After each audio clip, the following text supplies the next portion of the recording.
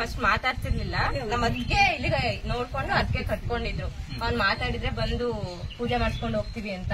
ಅವನು ಯಾಕೋ ಮಾತಾಡ್ಲಿಲ್ಲ ಅಂತ ಹೋದ್ ಸಂಕ್ರಾಂತಿಲಿ ಬಂದಿದ್ವಿ. ಬಂದು ಹಣ್ಣುಕಾಯಿ ಮಾಡ್ಸ್ಕೊಂಡು ಹೋದ್ವಿ. ಚೆನ್ನಾಗ್ ಮಾತಾಡ್ತಿದ್ದ. ಈಗ ಒಂದ್ ತಿಂಗಳಿಂದ ತುಂಬಾ ತೊದ್ಲಿಸ್ತಿದ್ದಾನೆ. ಈಗ ಒಂದ್ 3 days ಇಂದ ಪ್ರತಿ ಮಾತನ್ನು ಓದ್ಕೊಟ್ಟಿದ್ದನ್ನು ಸಹ ತೊದ್ಲಿಸ್ತಿದ್ದಾನೆ.